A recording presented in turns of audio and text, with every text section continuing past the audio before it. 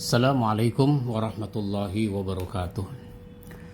Setiap masjid harus dikelola dengan baik. Karenanya pengurus masjid harus mendapatkan masukan, saran dari berbagai pihak. Sadar atau tidak, sehebat apapun pengurus masjid, dia membutuhkan masukan, nasihat, saran agar masjid bisa lebih makmur, dikelola dengan baik. Karena itu saya sudah menulis buku yang isinya adalah saran, ini dia, saran untuk pengurus dan jamaah masjid. Ya, isinya saran-saran. Saran-saran untuk pengurus masjid, untuk jamaah masjid.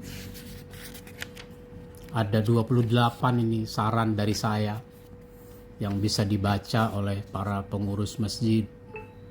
Misalnya, berbahagialah jadi pengurus masjid.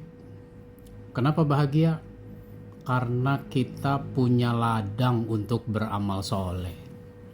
Ada orang ingin berbuat baik, dia perlu bikin lembaga, yayasan, organisasi.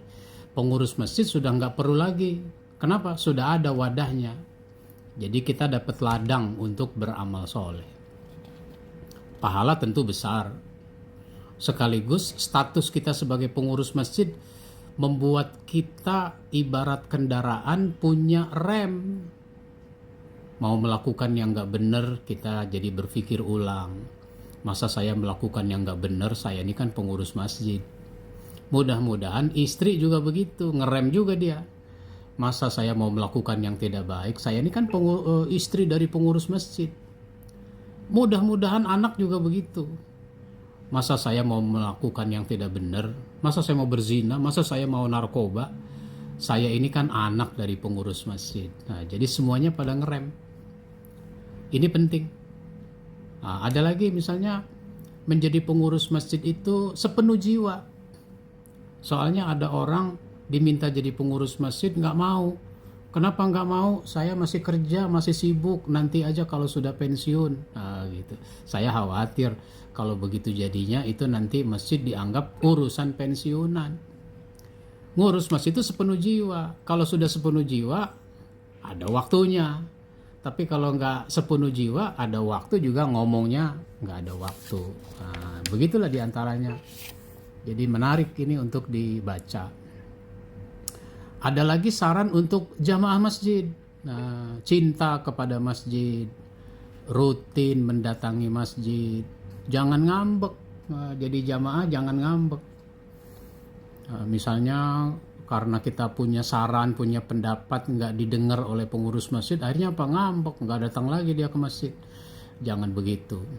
Mau berkorban dan berkontribusi dan sebagainya, semuanya ada 19 poin. Ini buku tidak tebal, tidak tebal, cuma ada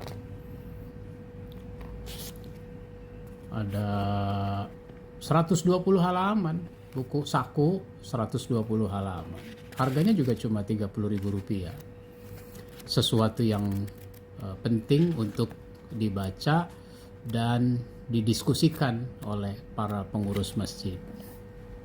Silakan yang ingin buku ini bisa hubungi saya, Ustadz Ahmad Yani.